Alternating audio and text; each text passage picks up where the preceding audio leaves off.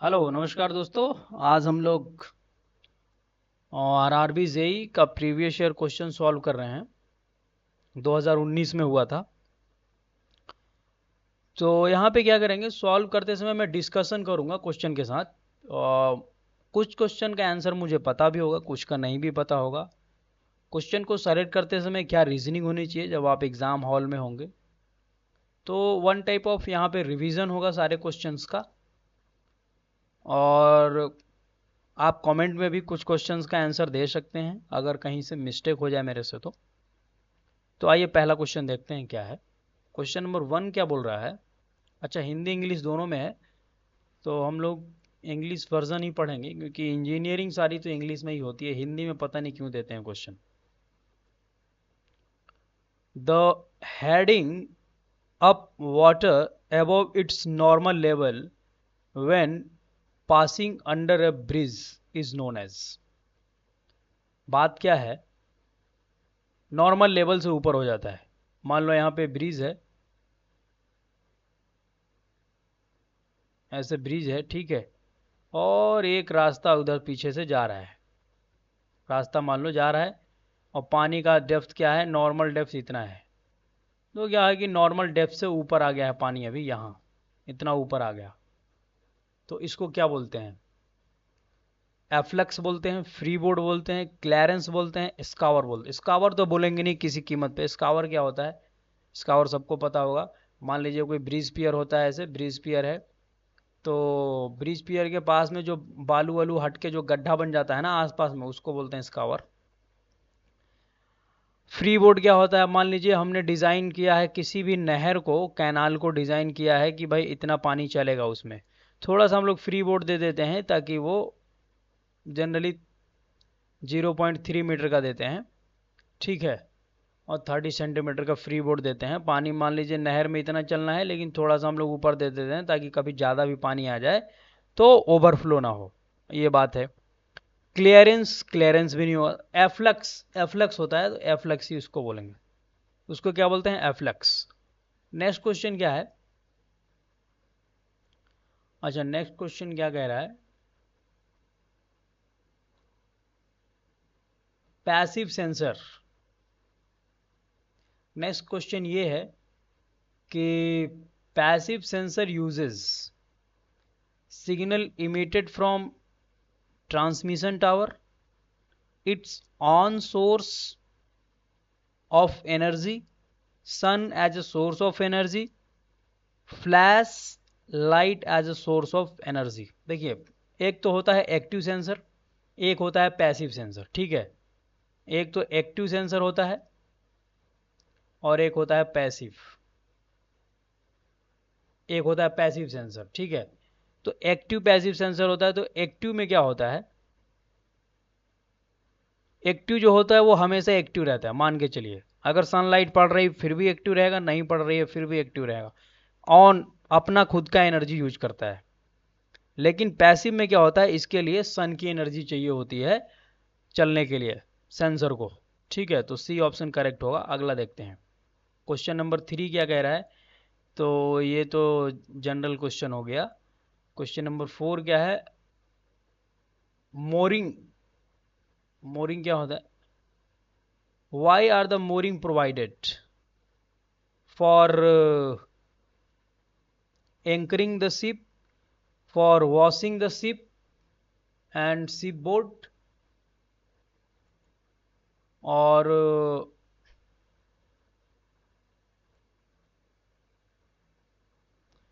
For towing the ship in the sea, for repair the ship. Mooring, इसका मुझे देखिए ज़रा सा भी आइडिया नहीं है कि मोरिंग क्या होता है। अगर मैं सर्च कर लूँ इसको अगर कॉपी करके व्हाट इज़ मोरिंग, तो आपको शायद आइडिया लग जाए, कुछ एक्स्ट्रा नॉलेज भी मिल जाएगा। मोरिंग क्या होता है, तो सबसे बढ़िया हम क्या करते हैं, मोरिंग।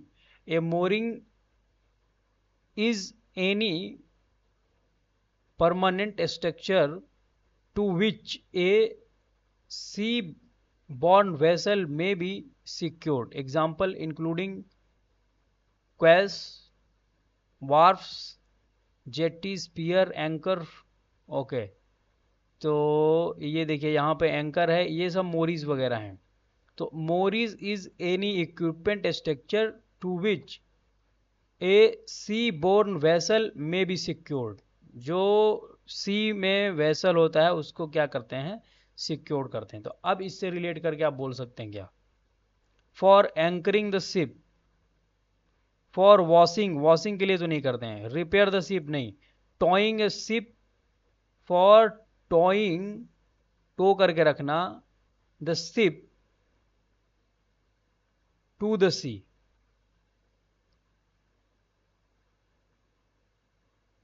अब बताइए भाई साहब क्या होगा, हिंदी में क्या होगा, जहाजों को खींचकर समुद्र के किनारे ले जाने के लिए। ऐसा करते हैं क्या, इसमें क्या दिया है, इसमें तो इन्होंने दिया है कि सी बॉर्न वेसल में बी सिक्योर्ड।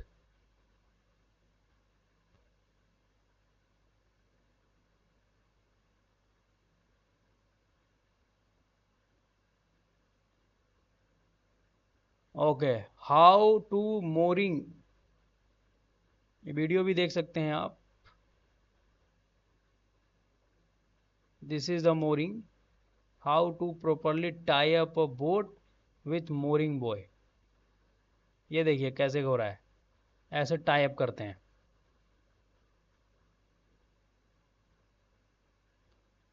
तो फाइनल कंक्लूजन पे नहीं पहुंच पा रहा हूं मैं। अच्छा, यहाँ पे दो दो ऑप्शन वैसा दे दिया है, तो फाइनल कंक्लूजन पे पहुंचना बहुत ही मुश्किल हो रहा है। Why are mooring provided for anchoring to ship, ये सी से रिलेटेड है, तो ऑप्शन सी पे मैं जाऊंगा, ऑप्शन सी को ही करेक्ट मारूंगा मैं। तो maybe option C will be correct for that. A option होगा भाई साहब, जहाजों को एंकरिंग के लिए, जहाजों को खींचकर समुद्र में ले जाने के लिए, बात अलग हो गया। मतलब क्या हुआ कि आपका भाई समुद्र यहाँ पे है, बाहर में कहीं सी है, तो इसको खींच के रस किसी से यहाँ पे ले जाना, ऐसा नहीं। ये क्या होता है, जहाजों की एंकरिंग के लिए, ये मतलब पानी में ही यूज होता है, इतना मोटा मोटी बात मान के चलिए।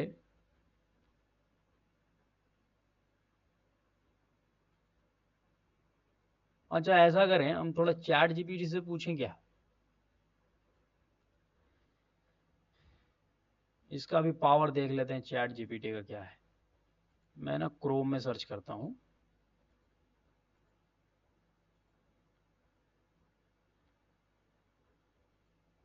क्रोम में क्या था, mooring.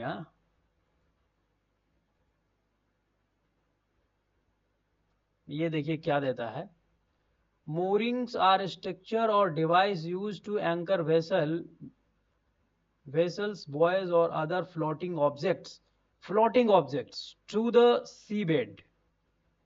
Oh, they provide stability and keep the object in a fixed location despite the force or current, wind और वेव। ये क्या होता है, पानी के अंदर यूज होता है भाई साहब। देखिए यहाँ से क्लैरिटी हो गई एकदम।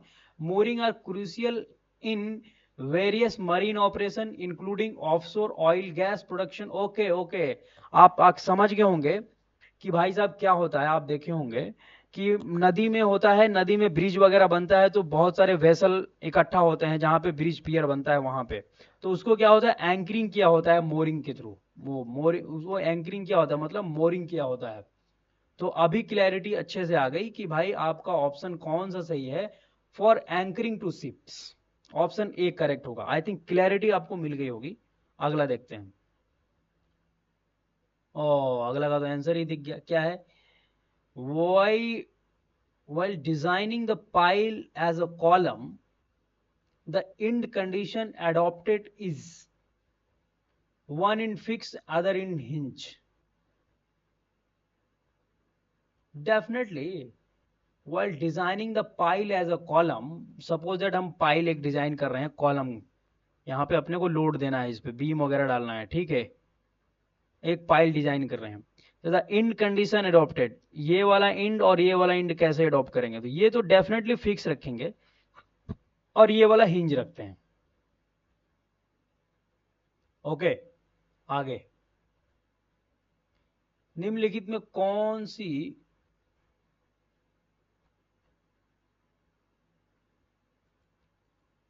अच्छा, ये क्या बोल रहा है, which of the following commands does not affect the text font, border, bold, text font को यहां पे बोला जा रहा है। I think borders, why borders will affect, A option होना चाहिए करेक्ट। इटैलिक टेक्स्ट फॉन्ट को टेढ़ा कर देगा, अंडरलाइन अंडरलाइन बनाता है टेक्स्ट को, टेक्स्ट के नीचे, बोल्ड बोल्ड कर देता है उसको। ठीक है, तो all borders, borders are not related to the text, A option will be correct for this question, A option will be correct. आगे देखिए क्या है,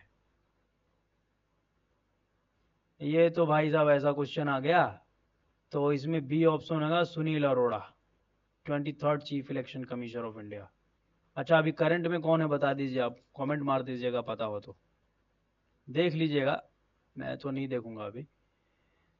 when one body rolls over the surface of another body, the resistance to its motion is called static friction, electrostatic friction, sliding friction, rolling friction। बात को समझिए, क्या हो रहा है, when a body rolls, एक बॉडी है, इसके ऊपर रोल कर रहा है, ऐसे ऐसे रोल कर रहा है, ठीक है, रोल मतलब क्या, रोल कर करके आगे, स्लाइड मतलब, अच्छा रोलिंग का मतलब आप समझ रहे हैं क्या, रोल जब करेगा कोई चीज तो आगे बढ़ेगा कि वहीं पे रहेगा,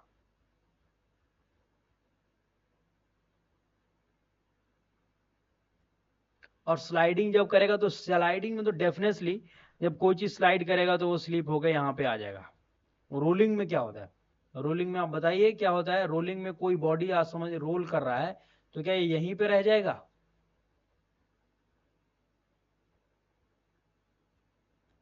जस्ट मैं ये कर रहा हूं, रोलिंग फ्रिक्शन मेरे हिसाब से होना चाहिए, बट इससे पहले मैं क्वेश्चन पूछना चाहूंगा, what is the difference between rolling and sliding.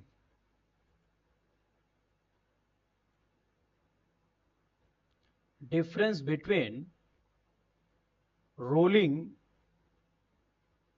And sliding. देखिए यहाँ पे बहुत ही डेकोरेटिव एग्जाम देता है, the rolling occur when object rotate around its axis while moving along a surface।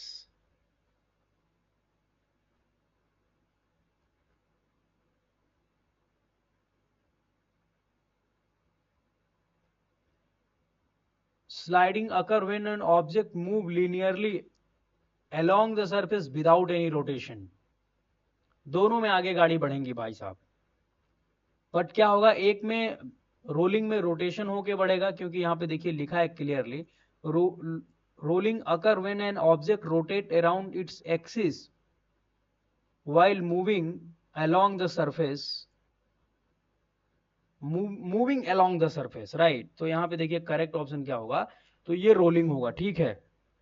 Sliding में क्या होगा कि जैसे क्या है कि ट्रक वगैरह, बस वगैरह, कार वगैरह या साइकिल भी आप चलाते हैं सड़क पे, तो वो रोलिंग के थ्रू जाता है, क्योंकि वो एक एक्सिस के थ्रू मूव करके आगे बढ़ रहा है। स्लाइडिंग के थ्रू क्या होता है, जब मान लीजिए साइकिल फिसल गई, आपने ब्रेक मारा, साइकिल फिसल गई, तो क्या हो गया, ये वो रोटेट नहीं कर रहा था और आगे बढ़ गया, तो वो होता है स्लाइडिंग। जब रोल कर रहा है तो डेफिनेटली रोलिंग फ्रिक्शन ही होगा, ए option will be correct for that.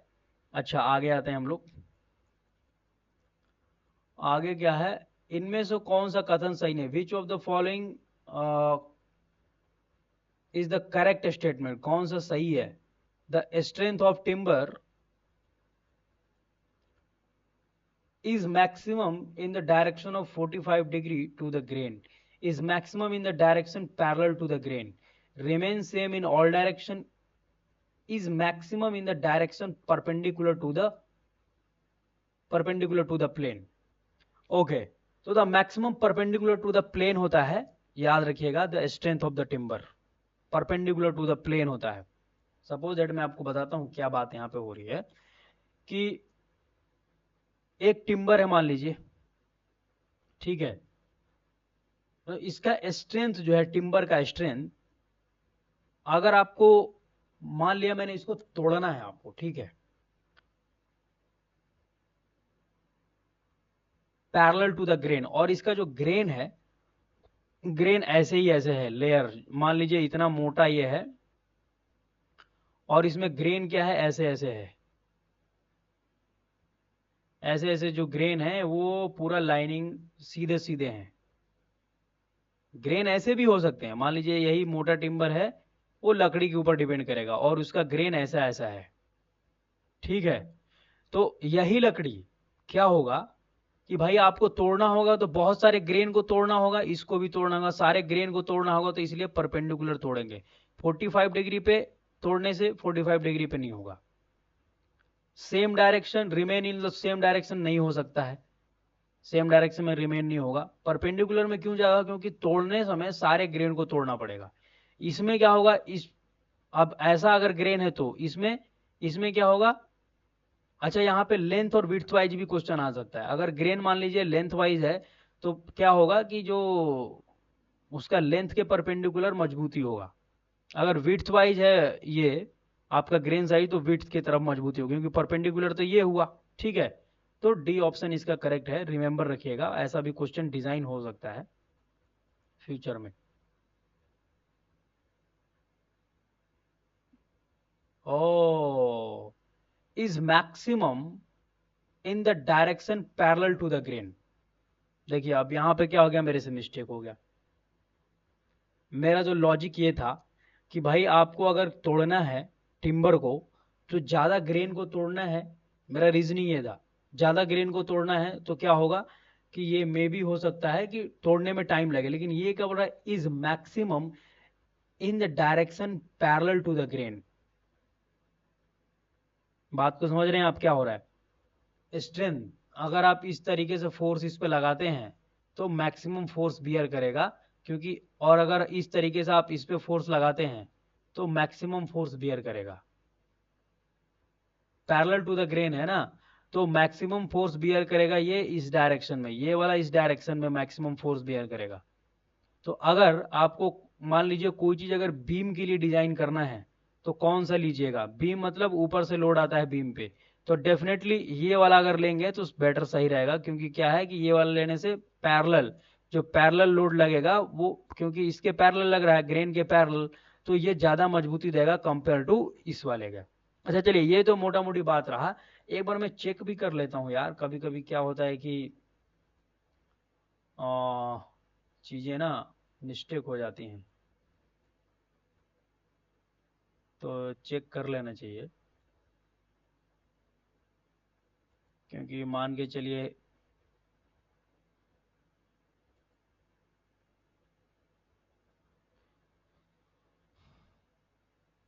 The strength of timber is what refer type of strength, compressive, tensile, shear, flexural और बेंडिंग। देखिए अब यहाँ पे इतनी ज्यादा बातें हो गई ना कि आप टिम्बर से रिलेटेड सारा कुछ देख सकते हैं भाई साहब। Standard test, grading, application, construction, furniture, packaging, everything everything is given. कमाल का सॉफ्टवेयर इन्होंने डिजाइन किया है एआई टूल यार, कमाल का रियली। देखिए बात क्या है यहाँ पे, अभी इनमें टिम्बर का, द स्ट्रेंथ ऑफ टिम्बर और wood refer its ability to withstand force और लोड विदाउट ब्रेकिंग और deform excessively. Timber strength is influenced by the several factor including species, किस टाइप का, मॉइस्चर कंटेंट, कितना पानी है उसमें, ग्रेन ओरिएंटेशन, ग्रेन ओरिएंटेशन क्या है, सीधा है, टेढ़ा है, पैरेलल है, कैसा है, डिफेक्ट, कोई डिफेक्ट है क्या, कोई फंगस फंगस तो नहीं लग गया, कोई बीमारी तो नहीं हो गई थी पेड़ में, एंड डेंसिटी, कितना डेंस है वो। Here is the main aspect of the timber strength, type of strength, compressive strength. This measure the ability to timber withstand axial load and push it together. It is critical for a structural component like column and post. Tensile, it measure the ability to timber withstand axial load to pull. मान लीजिए जब आपको दबाना है तो वो क्या compressive होना चाहिए, और जब आपको खींचना है तो ये tensile. It is important to component under the tension like beam और ट्रस. शियर स्ट्रेंथ, भाई कॉलम क्यों है कॉम्प्रेसिव में, क्योंकि कॉलम के ऊपर ही आप लोड देंगे तो वो कंप्रेस होगा. ट्रस में क्या होगा, ट्रस में आपको पता है कहीं कंप्रेशन कहीं टेंशन आएगा. Shear strength, this measure the ability to timber resist force that cause sliding between layers. Okay, remember please. वहां पे जो हम बात कर रहे हैं ना अभी, देखिए अब मैं क्या बोल रहा था. देखिए मेरा भी लॉजिक सही था इस क्वेश्चन में. सही ये था कि मैं तो भाई कॉम्प्रेसिव फोर्स का बात बोल रहा था यहाँ पे. तो कॉम्प्रेसिव फोर्स की अगर मैं बात करूं तो टिम्बर का strength in case of compressive force अगर मैं बात करूं तो डेफिनेटली ग्रेन के परपेंडिकुलर होगा. लेकिन यहाँ पे ऑटोमेटिक ये पता नहीं, यहाँ क्लियरिटी लिखनी चाहिए ना कि भाई कौन सा strength. Shear strength, compressive strength, tensile. तो यहाँ पे शियर की बात हो रही है. शियर डेफिनेटली वो ग्रेन के पैरेलल में ही होगा, क्योंकि एक ग्रेन से दूसरे ग्रेन में स्लाइड नहीं होगा, क्योंकि पैरेलल जब आप फोर्स यहाँ पे लगाएंगे तो ये ग्रेन नीचे वाले पे लगाएगा, ये नीचे वाले पे, तो स्लाइडिंग होना बहुत मुश्किल रहेगा, इसलिए डेफिनेटली ज्यादा फोर्स होगा. फिर क्या है, flexural bending. Flexural, the measure of ability to timber withstand with the bending force. Okay, तो आपको मोटा मोटी देखिए और भी यहाँ पे क्या आ गया, एक इतना इंपॉर्टेंट फैक्टर आ जाता है ना, factor affecting the timber strength. Species आपको मैं पहले बता चुका हूं. दूसरा क्या है, मॉइस्चर कंटेंट. ये इंपॉर्टेंट क्वेश्चन कभी कभी बनता है. The timber strength decreases as a moisture. The timber strength decreases, timber का स्ट्रेंथ है वो घटता है एज मॉइस्चर कंटेंट इंक्रीजेस. पानी जितना बढ़ाएंगे उसमें लकड़ी में उतना ज्यादा इसका स्ट्रेंथ घटेगा. The optimal moisture content for most structural application is around 12 to 15%. Remember please, ये जो डेटा है ना, ये अक्सर मैं क्वेश्चन देखा हूं. Grain orientation, would is anisotropic. Would क्या होता है, एनिसोट्रोपिक होता है. एनिसोट्रोपिक का मतलब क्या होता है, जो फोर्स होता है, जो स्ट्रेंथ होता है, सारा जो इक्वल नहीं होता है, सारे डायरेक्शन में इक्वल नहीं होता, ये बात होता है एनिसोट्रोपिक का मतलब. Meaning its strength property very with direction. Definitely देखिए यहाँ पे दे दिया, would is strongest along the grain. Would क्या होता है, would is strongest along the grain, that is longitudinal direction, and weakest across the grain, that is radial and tangential direction. Remember रखिएगा, would का जो स्ट्रेंथ सबसे ज्यादा होता है वो कैसे होता है, along the strength, along the grain. जैसे जैसे ग्रेन है, अगर उस ग्रेन के पैरेलल में फोर्स लगाएंगे तो वो ज्यादा स्ट्रॉन्ग रहेगा कंपैरेटिवली रेडियल और tangential. Okay, along the grain होगा. डिफेक्ट कितने टाइप का होता है, notes, split, crack, and the other effect can significantly reduce the timber strength. Density, high density would generally have greater strength. Density is related to wood specific gravity, which varies among species to species. Age and growth condition, the age of the tree. Standard test, देखिए standard test भी होता है. The strength property of the timber are often determined through the standardized test such as developed by ASTM, American Society for Test and Materials, and ISO, International Organization for the Standardization. These tests provide the data on the mechanical property of the different wood. Mechanical property, remember please, grading. The timber is graded based on its strength properties, which help in selecting the appropriate wood for a specific application. आपको अगर पहले क्या होता था, timber का ही बनता था ये ब्रॉड गेज में जो ये लगता है ना, क्या बोलते हैं उसको, आप समझ रहे होंगे, मैं स्लीपर की बात बोल रहा हूँ. The structural grade indicate the suitability of timber for load bearing purpose. Okay, बहुत सारा है भाई साहब, कितना ही पढ़ेंगे आप. अगला क्वेश्चन देखते हैं. सारी जानकारी आपको मिल गई. अच्छा, अब से मैं क्या करूंगा, सारे क्वेश्चन को मैं सर्च मारूंगा वहां पे. अगला क्या है, the interaction of electromagnetic radiation produce with a specific wavelength to illuminate a target on the terrain for studying the scattered radiance is called. बाप रे बाप, ये क्या दे दिया भाई? The interaction of electromagnetic radiation, ठीक है, सन से निकलता है, ऐसे मशीन से भी निकाल सकते हैं, produce with a specific wavelength, okay, ठीक है, स्पेसिफिक वेवलेंथ का मैग्नेटिक आ रहा है, to illuminate the target on the terrain for studying its scattered radiance. मतलब ये हुआ कि भाई एक आपका रे आई, आप मोटा मोटी समझिए, और एक टेरेन पे आके टकराई, टारगेट पे आके टकराई और टकरा के स्कैटर्ड हुआ, तो उसको स्टडी करने के लिए इज कॉल्ड, इस प्रोसेस, थ्रू प्रोसेस को क्या बोलते हैं? Remote sensing, natural remote sensing, active remote sensing और पैसिव रिमोट सेंसिंग। सिंपली इसको रिमोट सेंसिंग बोलते हैं। Remember please, C option active remote sensing. देखिए यहां भी मिस्टेक हो ही गया। Okay, the interaction of electromagnetic radiation produce by, let us search, क्या चैट जीपीटी क्या इसका आंसर देता है? एक बार सर्च करने दे दो, क्योंकि ये तो, ओह, कॉपी नहीं किया गया। कंट्रोल सी और यहाँ पे हमने कर दिया कंट्रोल वी और यहाँ पे द लिख दिया, द इंट्रैक्शन एंड सर्च। देखिए यहाँ पे ये क्या देता है definition? Remote sensing, okay, emissive electric magnetic radiation detection, data analysis. Key aspect of the remote sensing, active, the sensor emits its own source of electromagnetic radiation is measure the reflected signal. Example include radar and lidar. Radar और लीडार जो होता है वो active remote sensing में आता है। Remember please, क्योंकि कभी कभी ना लीडार का फुल फॉर्म भी लोग पूछते हैं भाई।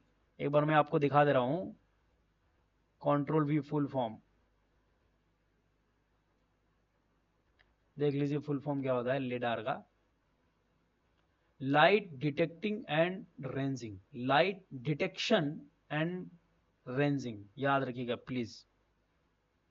Passive, the sensor detect natural radiation emits, the sensor detect natural radiation emits or reflect by the target.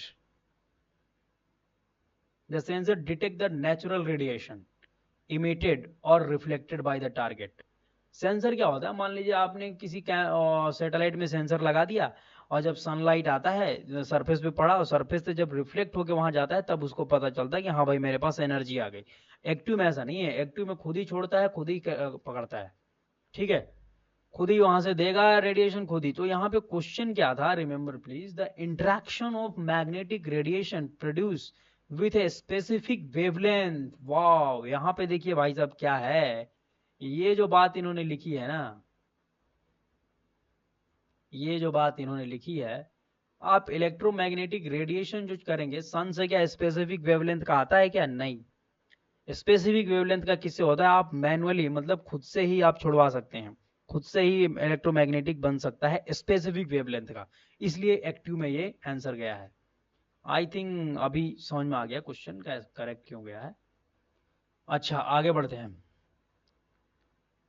अच्छा ये तो लेमिनार वेमिनार, हाँ लेमिनार के लिए तो लेस देन 2000 होना चाहिए, लेस देन इक्वल टू 2000। तो ऑप्शन इसमें तो ऐसे ही ओपन चैनल नहीं है ना कहीं, हाँ पाइप फ्लो है, तो ये डी ऑप्शन करेक्ट होगा, ये तो इजी है। अच्छा यहाँ पे क्या है? विद्युत आवेश एक दूसरे को आकर्षित और प्रतिकर्षित करते हैं, किसके वजह से भाई साहब? गुरुत्वीय बल से करते हैं क्या? नाभिकीय बल से, वायुगतिकी बल से, या स्थिर वैद्युतीय बल से? स्टैटिक इलेक्ट्रिक बल, ऐसा है क्या? Electrostatic force. The electric charge attract and repel to each other due to the, electric charge की बात हो रही है, ऑप्शन इलेक्ट्रोस्टैटिक, डेफिनेटली इलेक्ट्रिक की बात हो रही तो वही होगा। आगे बढ़ते हैं। आगे क्या है, दो या दो से अधिक वेब वाले ग्रिडर्स को क्या कहते हैं? Plate girder, box girder, gantry girder. ओ नहीं नहीं नहीं नहीं नहीं, बैलेंस ग्रिडर। देखिए यहाँ पे क्या है, गर्डर्स इसको बोलते हैं, गर्डर्स। द गर्डर्स, द गिर्डर लिख दिया है, क्या ही बताऊं मैं। गिर्डर थोड़ी हो, गर्डर्स। द प्लेट गर्डर्स, ये स्टील से क्वेश्चन है। The girders having two or more than two webs are called plate girder, box girder, gantry girder or the balance girder.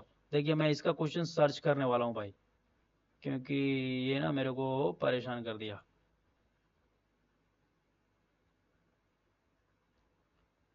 अच्छा, इस सबको ही कर लो ऑप्शन सहित। ऑप्शन सहित देने से क्या होता है ना कि कंट्रोल भी, और यहाँ पे एक्सप्लेन, एक्सप्लेन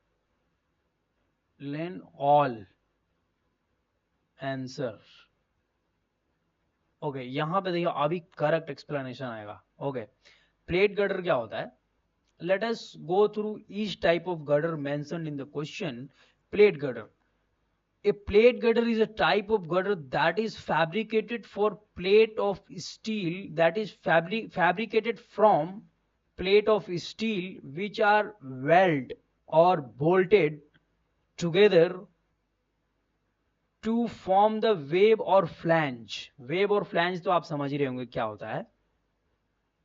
आपको अगर मैं बताऊं, यहाँ पे ड्रॉ करके एक बार बता दूं वेव एंड फ्लैंज क्या होता है, तो मे भी आपको क्लैरिटी हो जाए थोड़ी। देखिए ये मैं बना दिया आपको, एक मान के चलिए आई सेक्शन। मैं आपको थोड़ा, कभी कभी क्या होता है कि मिस्टेक हो जाता है ना। अच्छा ये बताइए, आपको वेव और फ्लैंज लिखना है तो किस में, इसमें फ्लैंज लिख पाएंगे या इसमें फ्लैंज लिख पाएंगे? वेरी क्लियरली किस में लिख पाएंगे? इसमें डेफिनेटली फ्लैंज इसमें लिख पाएंगे। ये याद करने का तरीका है, ये फ्लैंज होगा और ये वेव इसमें इजीली लिख सकते हैं, तीन ही लेटर है ना। तो ये क्या होता है, इसको वेव बोलते हैं, इसको फ्लैंज बोलते हैं, रिमेंबर करने का ये मैं तरीका बताया क्योंकि मैं ऐसे याद कर लिया था, नहीं हो रहा था। ठीक है, हाँ तो आगे characteristics typically has a single wave use in connection to support load over large span।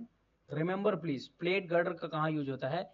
use in the construction, use in the construction to support load over large span such as bridge or buildings। box girder, a girder is a girder that has two or more web connected by a common flange। Common flange से to और ये रहेगा, समझ में आ रहा है आपको? At the top and bottom forming a box like structure, has the multiple waves often two or more, provide higher torsional stiffness and strength compared to the plate girder। आपको ज्यादा टॉर्जनल स्टिफनेस और strength चाहिए तो plate girder के place पे आप box girder, box नाम ही पता चल रहा है। commonly used in the bridge construction, particularly in long span and the curved bridges। Gantry girder, इससे क्वेश्चन तो आप मोटा मोटी मान के चलिए, अगर गर्डर को टच करते हो गैनेट्री तो ऑलवेज रखते हैं। एक gantry girder is a large beam, ये बीम है। Gantry girder is a large beam that supports the crane and its load in the industrial building, specially designed to handle the horizontal and vertical load exerted by the traveling crane। क्या होता है कि मान लीजिए आपको crane है, industry में कोई सामान नीचे से उठा के ऊपर लेके जाना है, तो क्या है कि एक बीम बना देते हैं और उस पर ट्रॉली के जैसा आपका क्रेन ट्रेवल करता है। ठीक है, and typically support the heavy load from overhead crane and not characterized by having the multiple wave, usually a single wave or I beam structure। ठीक है, यहाँ पे ज्यादा ये वेव नहीं होता है। क्वेश्चन क्या था मोटा मोटी, आपको आइडिया लग जाएगा, मेरे को लग रहा है आप दे देंगे। The graders having 2 or more, what is known as the box girder. भाई बॉक्स गर्डर कितना इजीली एक्सप्लेन किया है, ज्यादा दिमाग भी नहीं लगाना पड़ा। देखें ठीक है, बैलेंस गर्डर भी पढ़ ही लेते हैं। Okay, the term balance girder generally refer to a girder that designed have a balanced load distribution, often used in the bridge construction where a span on either side of the central support are equal to balance. Characteristics क्या है? The concept involve load balancing rather than the physical structure of the girder, not necessarily having the multiple waves. Only क्या है कि भाई multiple wave आपको box girder में ही मिलता है, और ये टॉर्जनल स्टिफनेस और आपको ज़्यादा स्ट्रेंथ के लिए आपको यूज़ करना है। तो गायनेट्री गर्डर आप समझ रहे हैं, जनरली इंडस्ट्री में और लेबोरेटरी में भी, स्ट्रक्चर लेबोरेटरी में भी यूज किया जाता है। नेक्स्ट क्वेश्चन क्या है? विश्व जल दिवस कब मनाया जाता है भाई साहब? तो ये मनाया जाता है 22 मार्च को, विश्व जल दिवस। पुराने प्रकार के फाइल ड्राइविंग यंत्र जो तेज ध्वनि और कंपन की वजह से अधिकांश देशों में प्रबंधित हैं, उन्हें क्या कहा जाता है? Hammer drive pile driver, auger boring pile driver, the old, oh pile है भाई, मैं फाइल पढ़ रहा था, मेरे तो वही तो समझ में नहीं आ रहा था क्या है। The old type of pile driving equipment, ये किससे है? फाउंडेशन इंजीनियरिंग से है, ये रिलेटेड है। Equipment which is banned in the most countries due to heavy sound and the vibration is called। एक ऐसा भाई है मशीन जो पाइलिंग करता है और उसमें हैवी साउंड और वाइब्रेशन होता है, जो बहुत सारे उसमें बंद कर दिया गया कंट्रीज में।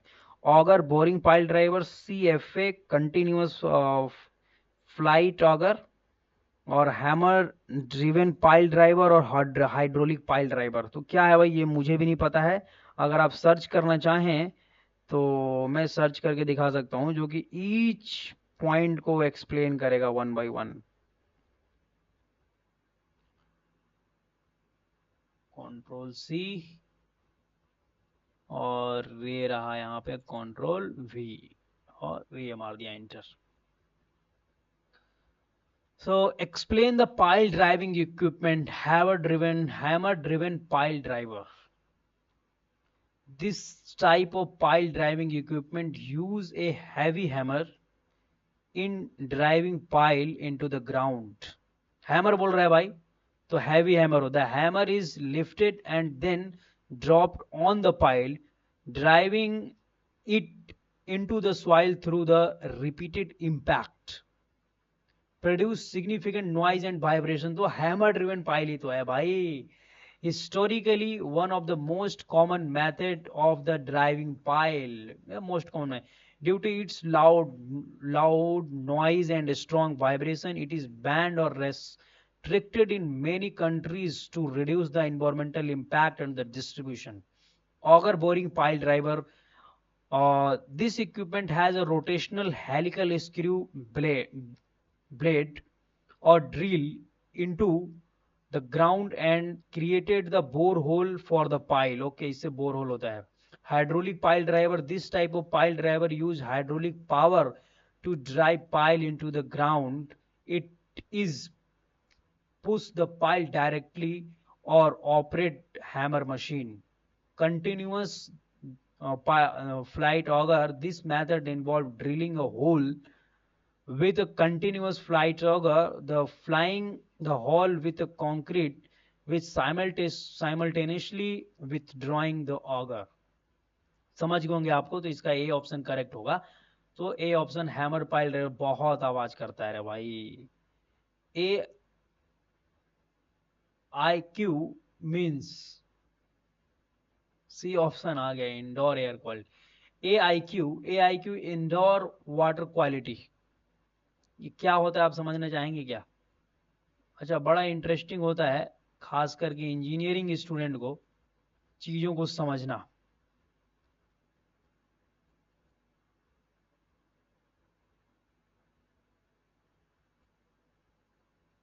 चीज़ों को समझना बहुत ज़्यादा इम्पोर्टेंट है।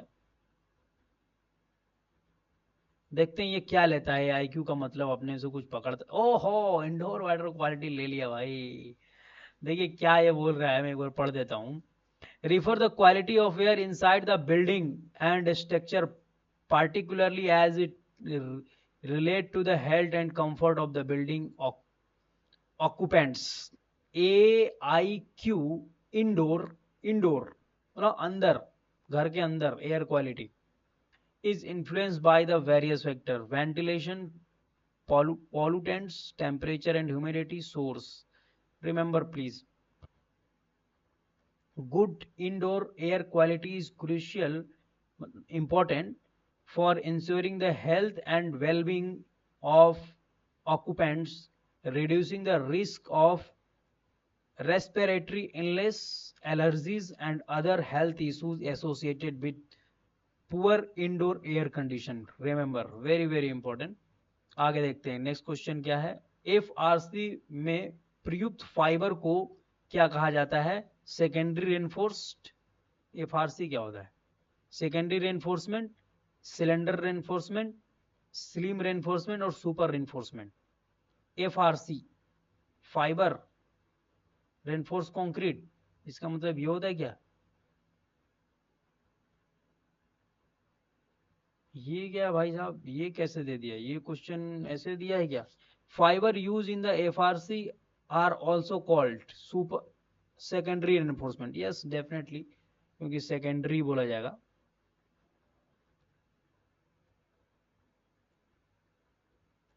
देखिए मैं आपको दिखा देता हूँ इसका आंसर, कंट्रोल भी। इसका आंसर क्या होगा?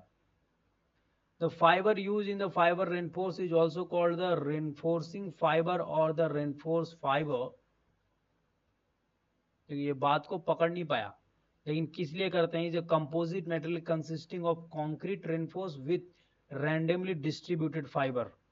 कॉन्क्रीट रेनफोर्स रहेगा, the material consisting of concrete reinforced with randomly distributed fiber. These fiber can be made from the various material and are added to improve the mechanical property of the concrete, such as tensile strength, ductility and the crack resistance.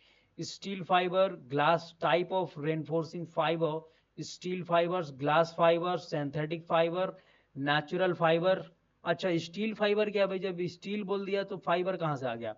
Provide high tensile strength and the durability, commonly used in the industrial floor pavement and the steel fiber भी होता है क्या यार? ये तो confusing में डाल दिया मेरे को। जब स्टील का नाम हो गया तो फाइबर मतलब तो मैं प्लास्टिक समझ रहा हूँ। ये स्टील फाइबर क्या होता है यार? Oh steel fibre look like this. क्या होता है मैं आपको इमेज में दिखा दे रहा हूँ। ये स्टील फाइबर बोलते हैं भाई साहब। फाइबर का मतलब वो प्लास्टिक मत समझ लेना, फाइबर का मतलब ये देख लो कैसे दिख रहा है। फाइबर का मतलब रेसा, रेसा का बात हो रहा है यहाँ पे। मतलब स्टील के रेसे, ग्लास के रेसे, ये सब डालते हैं हम लोग। रेसा जैसा एकदम रेसा नहीं है, तो मोटा है थोड़ा रेसा से, तो वो बात होता है। फाइबर का मतलब ये समझना है आपको यहाँ पे। ये सेकेंडरी रेनफोर्स मोटा। और इसका फायदा क्या है? फायदा ये देखिए कि फायदा इन्होंने बता दिया चैट जीपीटी में। Glass fibre offer good tensile strength and are resistant to the corrosion. Remember please, synthetic made up of the material like the polypropylene, nylon and the polyester. Moving ahead,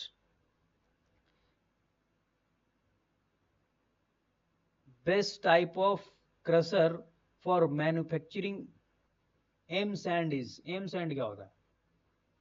confusion नहीं हो रहा है जरा? मुझे तो हो रहा है भाई। देखिए अभी कंफ्यूजन दूर कर देते हैं।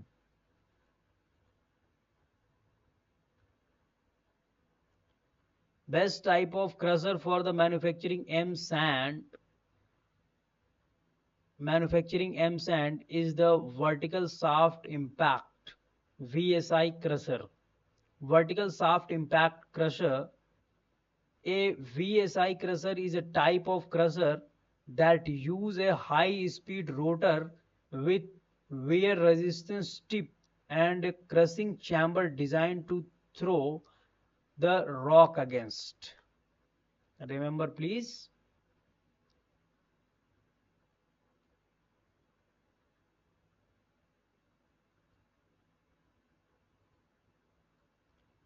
कोन crusher, conclusion, vertical shaft impact crusher, VSI। वो तो दिख रहा है भाई। अच्छा, यहाँ पे कोन क्रशर की भी बात हो रही है, रोल जॉ क्रशर, इसमें इन्होंने डिफाइन किया है क्या? अच्छा, अदर क्रशर कंसीडर, देखिए अदर क्रशर के भी इन्होंने बात कर दिया। तो अदर क्रशर क्या है? Primarily use for the primary crushing stage, jaw crusher. ठीक है ना? जॉ क्रशर क्या होगा? दांता जैसा होता है बड़ा बड़ा, और तो उसमें डेफिनेटली प्राइमरी के लिए यूज करेंगे। Cone crusher suitable for the secondary and the tertiary crushing stage. Impact crusher can be use for secondary crushing और are capable of the producing M sand. समझ गए ना भाई साहब? तो vertical shaft impact is a crusher type of high speed rotor with a wear resistance tip and crushing chamber designed to throw the rock against. Good, good. Moving ahead. Bharat के पहले उप प्रधानमंत्री कौन है भाई साहब? बताइए बताइए। सरदार वल्लभ भाई पटेल उप प्रधानमंत्री। इस बार नीतीश को सब बोल रहा था बनाएगा बनाएगा, नहीं बनाया। अच्छा, ये देखिए क्या है, बेसिक क्वेश्चन आ गया। The maximum height of projectile is given by the u square sine square alpha by 2z। इसका कोई डेरिवेशन करवा दें? डेरिवेशन देखना चाहेंगे आप?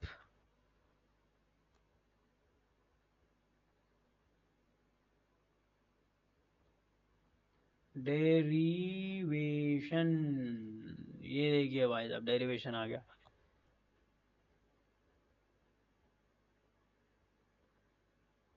आ गया डेरिवेशन। हुआ क्या, मैं बता देता हूं आपको फटाफट।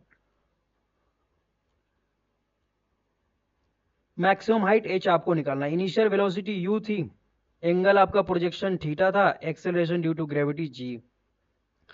ब्रेक डाउन इनिशियल वेलोसिटी क्या होगा? Initial velocity u can be broken down into two component. अच्छा, एक एंगल पे जब आप फेंकेंगे ना तो क्या होगा? u cos थीटा होगा और u sin थीटा होगा। आपको ये बात पता चल रही है क्या? नहीं चल रही है? देखिए मैं 1 मिनट में बता देता हूँ आपको। ये हो गया आपका भाई साहब, ओ पेन लेना पड़ेगा। ये आपका मान लीजिए हॉरिजेंटल है, तो आपने हॉरिजेंटल पे खड़े होकर कोई चीज़ फेंका, तो यहाँ पे u कंपोनेंट से जा रही है, तो ये थीटा एंगल है, तो ये क्या होगा? एक u cos थीटा होगा और एक होगा हाइट में आपका u sin थीटा। ये बात हो रहा है। अच्छा, जो हॉरिजेंटल से सटा हुआ थीटा, जो थीटा से जो सटा हुआ लाइन होता है ना, वो u cos थीटा में कंपोनेंट में ब्रेक होता है। लीजिए भाई, ये इतना भी इजी बता दिया आपको, क्योंकि इतना ज्यादा मैथमेटिक्स किसी का काम नहीं करता है, तो दिमाग ऐसे समझ ले। जो थीटा से सटा हुआ लाइन होता है वो कॉस में जाता है, रिमेंबर। तो use the vertical motion equation. अब मोशन इक्वेशन यूज कीजिए। Find the maximum height, we focus on the vertical motion. At the maximum height the vertical component of the velocity become zero. Definitely zero होगा भाई। यहाँ पे maximum height gain करेगा, उसके बाद ये नीचे आएगा ना, तो जब नीचे आएगा तो यहाँ से जब नीचे आने में मतलब ये पॉजिटिव जा रहा था, फिर एकदम से नीचे आएगा तो मतलब यहाँ पे पॉजिटिव और यहाँ पे जीरो, तब नेगेटिव। ठीक है ना? तो यहाँ पे ये बोल रहा है कि फाइनल वेलोसिटी जीरो होगी। बात को समझिए आप। ओके, तो ठीक है, वाई डायरेक्शन में जीरो होगा। Use the kinetic equation for vertical motion.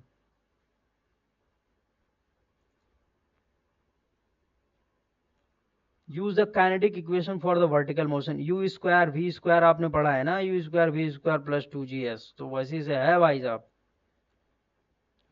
Final आपको जब निकालना है velocity, final velocity initial velocity minus 2GS।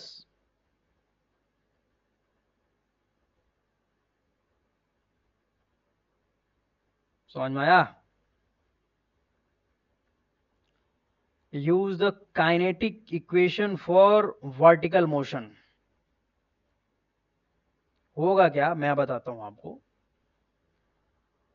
अगर मैं यहां पे लिखूं, आपको एक फॉर्मूला अगर पता हो,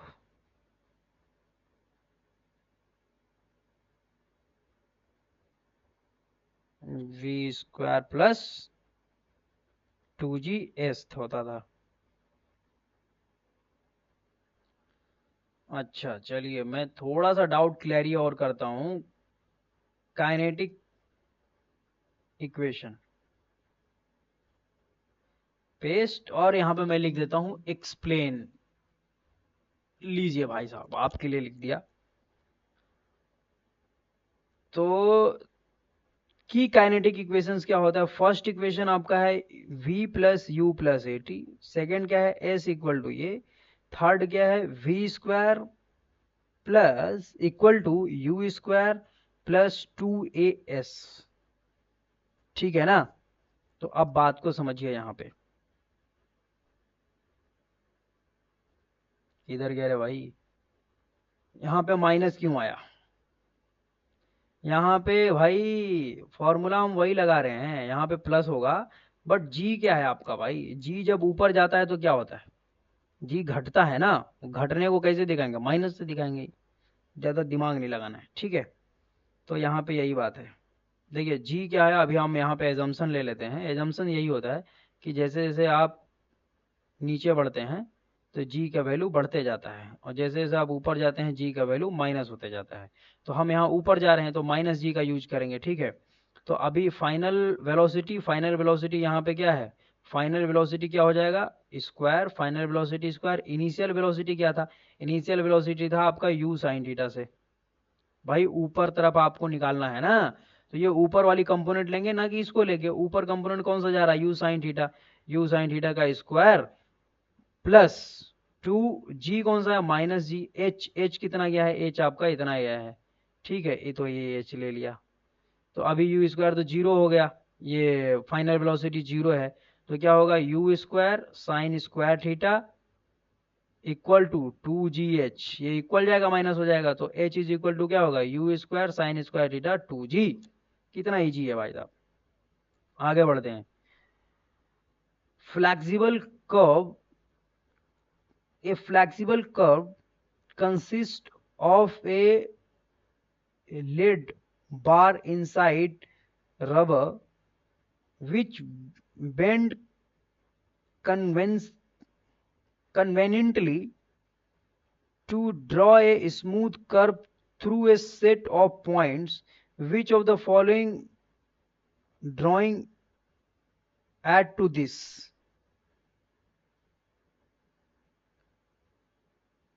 Set square, French curve, scale, और द डिवाइडर। ये क्या भाई, क्या क्वेश्चन है? क्वेश्चन ही नहीं समझ में आया। The flexible A flexible curve consists of a lead bar inside rubber which bend conveniently conven, conveniently to draw a smooth curve through any set of points. Which of the following drawing add is this? भाई ये question ऐसा है ना, नया नया question बनाते हैं कि बच्चों को परेशान कर दे। कोई मतलब है इस क्वेश्चन का? Control C. देखो क्या देता है ChatGPT. Flexible curve, smooth curve, adjustable, क्या है ये? A flexible curve is a drafting tool. ओ ये टूल है क्या? Consist of a lead bar incapable with the rubber. ये क्या क्या क्या क्या क्या है? ये टूल की बात हो रही है क्या? प्लास्टिक स्ट्रेंथ, प्लास्टिक से tool can be bend into any shape that retain its form, making it useful to drawing smooth, continuously curve through the set of option. It is commonly used to technical drawing, engineering, design। और ये भाई साहब ये क्या है? एक ऐसा material जिसको हम जैसा कर दें वैसा ही हो जाएगा फटाक से। की फीचर्स क्या? बेंडेबल है, बेंड हो सकता है, स्मूथ कर्व है, एडजस्टेबल है। भाई भाई ये तो इतना फीचर्स है, तो ये क्या है भाई? यहाँ किससे रिलेटेड है ये? Set square. Which of the following drawing aid to this. French का ये क्या है? Which of the following drawing aid is this. ये इसका तो मैं हिंदी नहीं सुन पा रहा हूं।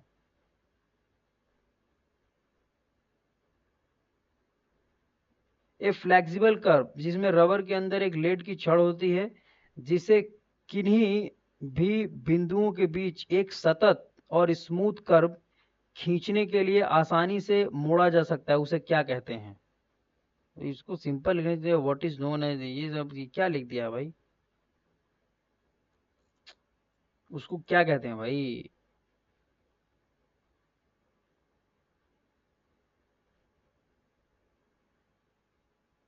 फ्रेंच का बोलते हैं क्या? ड्राइवर बोलते हैं, स्केल बोलते हैं, सेट स्क्वायर बोलते हैं। सेट स्क्वायर होगा क्या? कुछ यहाँ पे चैट जीपीटी में क्या बोला इन्होंने? A flexible curve are particularly useful for tasks require the price and adjustable curve, architecture design and design the technical drawing। क्या होगा? फ्रेंच फ्रेंच होगा क्या? देख लेते हैं। बी ऑप्शन भाई, फ्रेंच कर्व बोलते हैं। दो अशान्य ट्रसों के बीच का स्थान क्या कहलाता है? भाई भाई भाई क्या बोल दिया? ये ना क्वेश्चन पागल कर देता है। The space between two adjacent truss is called. ओहो। The space between two adjacent truss.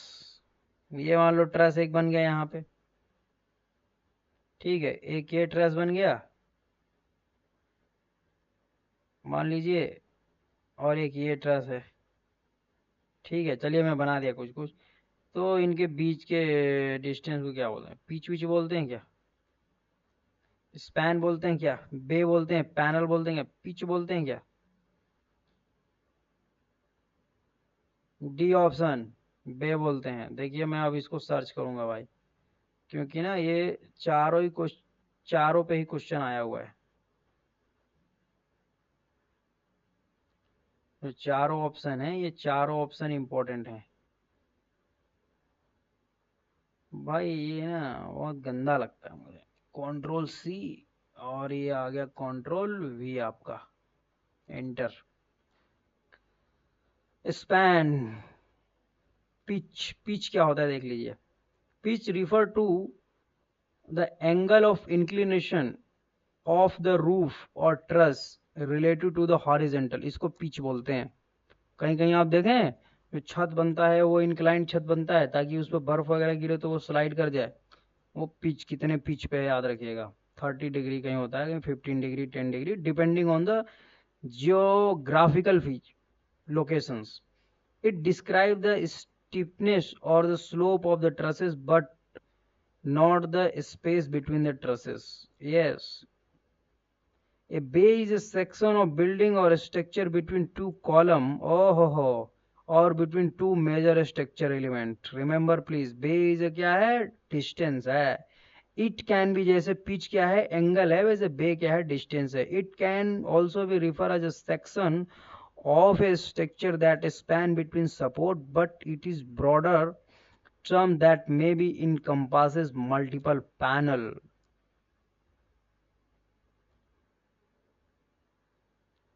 Correct answer B दे रहा है, यहाँ पैनल बोल रहा है। आगे गया panel. It context of trusses, a panel is a space or section between two adjacent trusses or between a vertical member or truss। Panels are used to define a segment of truss structure frame। The span is a distance between two support or entire length of a structure between support। It does not refer to the space between individual stresses but rather than overall length of the structure। भाई यहाँ तो panel बोल रहा है, ये इसमें क्या बे? O D option बे बोल रहा है, पैनल नहीं। वो देखो भाई, जिसने ये सेलेक्ट किया है ना वो पैनल है, पैनल सेलेक्ट किया है। पैनल लेकिन बे बोलते हैं भाई, क्योंकि always please try to select Always try to select the most appropriate options. कितना क्वेश्चन हो गया भाई? 22 हो गया, 25 कर लेते हैं, 3 और करूंगा, नींद आ रही है। अच्छा लीजिए, खुल गया, आंसर भी दिख गया। In which of the following classes of lever is fulcrum place between effort and load? Class B.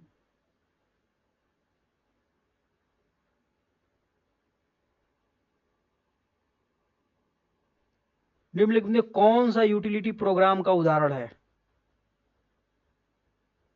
Which of the following is are the example of the utility program? Antivirus software, file compression, all option और network merges. Utility program, utility के programme क्या है भाई जो use होता है? Utility programme, network member, all option, ठोक दो भाई सी ऑप्शन। आगे बढ़ो। 25 क्या है भाई? क्वेश्चन 25 क्या कह रहा है? Large steel cylindrical metal containers use in RMC plate used for storing cement and fly ash and such cementitious material are named as mixer, silos. Silos जानते हैं भाई, स्क्रूज कन्वेनर और इसका बस सिलोज, सिलोज एंड बंकर तो silos बोलते हैं।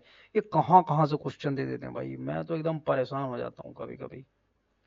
अगला क्वेश्चन मैं दिखा दूंगा आपको और इसका आंसर भी दिखा दूंगा, बाकी डिस्कशन कर। ओहो, दिख भी गया आंसर यार। पढ़ लीजिए, मैं पढ़ देता हूं, आप आंसर बना लीजिएगा घर पे। A soil at a site consists of two layers. The top layer has a permeability K unit and the bottom layer has the permeability 5K. If the thickness of both layer is equal, then what is the average permeability in the vertical direction? भाई permeability average in the vertical formula पता है आपको? Horizontal का vertical का क्या होता है? मैंने ना याद किया था एक ट्रिक से। परमेबिलिटी एवरेज, ठीक है, यहाँ पे एवरेज लिख दे रहा हूँ, और एवरेज परमेबिलिटी इन वर्टिकल। तो वर्टिकल में आई थिंक ऐसे होता है, बताऊँ कैसे? यहाँ पे हाइट रहता है h1 h2 divide by h1 by k1 plus h2 by k2, ये रहता है। हॉरिजेंटल में कैसे रहता है? h1 k1 h2 k2 divide by h1 plus h2, ताकि hh डिवाइड हो जाएगा, k यहाँ बच जाएगा। यहाँ पे h1 ये थर्ड में है तो ये ऊपर चला जाएगा, तो ऐसे होता है। लीजिए सॉल्व में कर देता हूँ। हाइट तो सेम है भाई साहब, तो सेम है तो मैं क्या मान लिया? सब जगह h मान लिया। तो h plus h divide by, अब क्या है? फर्स्ट लेयर क्या है? k plus h divide by 5k। तो यहाँ पे भाई आप सॉल्व कर लो, तो 2h यहाँ हो गया, और यहाँ पे अगर k मैं कॉमन ले लूँ 1/k, तो ये हो जाएगा 5 और 6h डिवाइड बाई 5। तो h से h चला गया, 2 3 जा, ये हो गया, ठीक है। तो अब ये 5 के ऊपर चला गया, 5k डिवाइड बाई 3, तो 5/3 के आएगा। बी ऑप्शन 5/3 के, देखो आ भी रहा है। तो ये बहुत इजी है, ऐसे रिमेंबर रख लेने। गेट का तो ये इंटरेस्टिंग क्वेश्चन है भाई साहब, गेट में तो बहुत पूछते हैं, पता नहीं क्यों।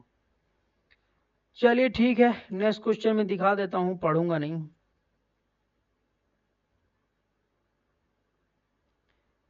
ए project construction cost estimate include the all options. भाई डी में ऑल ऑप्शन देना, पहले पढ़ने तो दे ABCD। Equipment and overhead cost, labour and material cost, profit of the contractor. Project construction cost estimate including the, everything include करते हैं भाई। ये तो एकदम सिंपल सा क्वेश्चन पूछ दिया। एवरीथिंग क्यों नहीं करेंगे? बाद में क्या घर से अपने देगा जो कॉन्ट्रैक्टर है? एतिहादी सिद्धांत, प्रथम एतिहादी सिद्धांत क्या है? The precautionary principle was first introduced by Kyoto Protocol, the first international conference on protection of the North Sea, Vienna Convention, or the Earth Summit. The precautionary, I think ये क्यूटो प्रोटोकॉल है. A option is correct for that. B है भाई, the first international conference on protection on the North Sea. इनमें से कौन सी पानी की स्थिति कठोरता को दूर करने की प्रक्रिया है? कठोरता को दूर किया मतलब हार्डनेस को दूर करता है. पानी का उबालना, बिल्कुल सही है भाई साहब, पानी का उबालना. A option will be correct. और डी ऑप्शन जियोलाइट प्रोसेस, ये क्या? Which of the following process remove the permanent hardness? ओ हो, परमानेंट. पानी का उबालने से क्या होगा? ये परमानेंट हार्डनेस नहीं जाता है. हार्डनेस अच्छा दो प्रकार के होते हैं भाई साहब, एक परमानेंट होता है, एक नॉर्मल हार्डनेस होता है. नॉर्मल हार्डनेस बॉइलिंग से जाएगा, फिल्टर करने से जाएगा, लाइम ट्रीटमेंट से जाएगा, बट आपको परमानेंट हार्डनेस करना है तो जियोलाइट प्रोसेस करते हैं. ये तो बेसिक क्वेश्चन है, ये गलत नहीं होता मैं अगर परमानेंट देख लेता तो. अच्छा, हार्डनेस के बारे में आपको पढ़ना है क्या? हार्डनेस कैसे होता है, क्या होता है? दिखा दूं क्या चैट जीपीटी पे? अच्छा, अगला क्वेश्चन देख लेते हैं 30 नंबर, देन दिखा देता हूं. निम्नलिखित में कौन सा protocol higher level protocol address को फिजिकल नेटवर्क एड्रेस में परिवर्तित करने के लिए उत्तरदायी है? Which of the following protocol is responsible for converting the higher level protocol address to physical network address? C option address resolution protocol. ये तो भाई साहब सिविल का क्वेश्चन नहीं था, होगा भी तो मुझे पता नहीं है, कमेंट में बताइएगा आप. हाँ, तो मैं बता रहा था कि आपको हार्डनेस के बारे में अगर पढ़ना है क्या.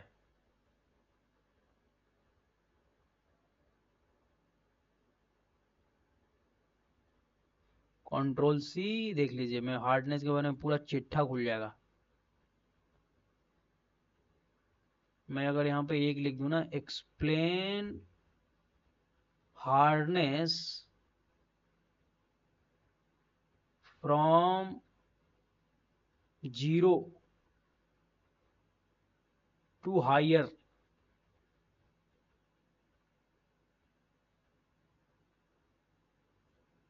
देखिए भाई साहब, अभी ये गेम करेगा.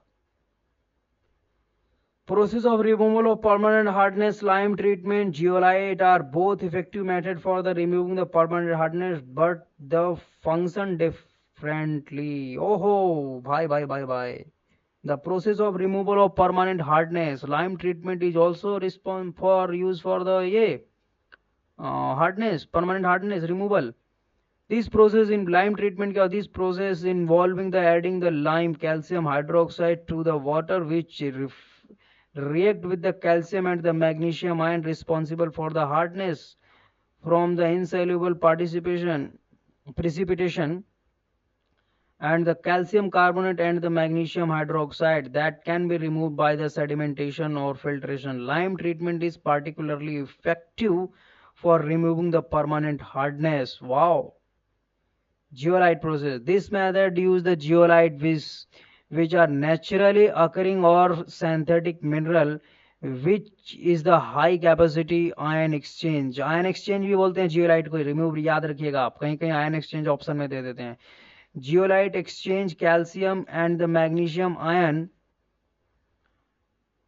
in the water with sodium ion, thus softening the water. This process can also be remove the permanent hardness effectively. Explanation of the water hardness: soft hardness or the moderately hard water, very hard water, permanent hard, temporary hard. तो दो generally होता है, permanent and temporary. हम लोग boiling से हटाते हैं, ज्यादा मैं नहीं पढ़ूंगा यहाँ पे. तो क्वेश्चन 30 हुआ कंप्लीटेड. 31 देख लीजिए. कोबाल्ट क्या है? एक नॉन मैग्नेटिक है, डाई मैग्नेटिक है, फेरोमैग्नेटिक है और पैरामैग्नेटिक है. इसका आंसर मैं नहीं दिखाने वाला हूं. Thank you, bye bye for today. Let's meet in the tomorrow class. Thank you again to all of you.